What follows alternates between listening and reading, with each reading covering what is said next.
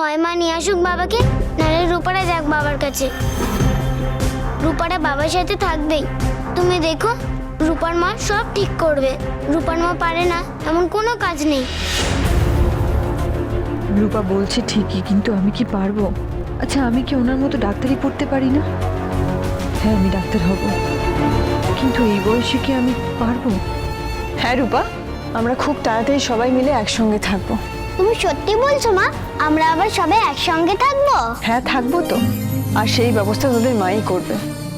এতদিনের এত চেষ্টা আমি হেলায় হারাতে দেব না।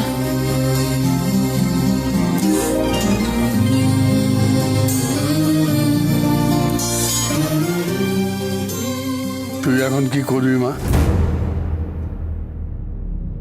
বাবা, আমি ও বাড়িতে ডাক্তারবাবুর কাছে ডাক্তারবাবুর সামনে যেতে পারছি না, কিন্তু আমি ঠিক করেছি অন্য জায়গায় আমি ডাক্তারবাবুর সবসময় কাছে থাকবো।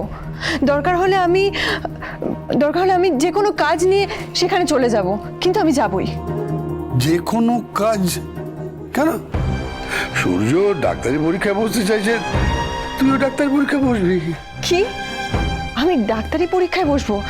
তুমি যে কি বলো না বাবা। কেন, কি ভুলটা বলেছি? আরে মা, তুই তো একসময় লেখাপড়া খুব ভালো ছিলি, ব্রিলিয়েন্ট রেজাল্ট করেছিলি, সায়েন্সে অত ভালো নম্বর পেয়েছিলি।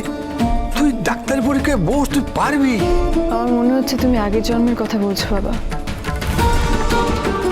তাই যদি মনে হয় তাই ধরে নে, তোর এই নতুন জন্মে তোর বাবা তোর পাশে আবার নতুন করে দাঁড়াতে চাইছে। দীপমা, আমি একসময় তোকে ভালো করে পড়াতে পারিনি, এখন আমার সেই ভুল শোধরাবার সুযোগটা তো আমি পেয়েছি।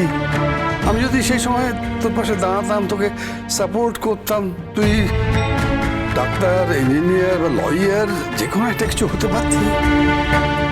এবার সেই সুযোগটা এসছে।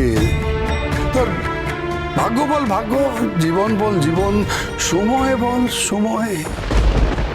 এই সময় এসেছে তোকে নতুন করে আবার নতুনভাবে জীবনটাকে গড়ে নিতে হবে। আমাকে সেই ভুল শোধরাবার সুযোগটা একটু দে। আর আমার দোষে যেটা তুই পারিসনি সেটা তুই এবার কর মা। না বাবা, তা হয় না। কেন হয় না? বাবা তো ঠিকই বলেছে। মা তুমি পড়বে বলো? রূপারা স্কুলে শিখেছে, সবাই শিখতে পারে, যখন খুশি শিখতে পারে। ঠিক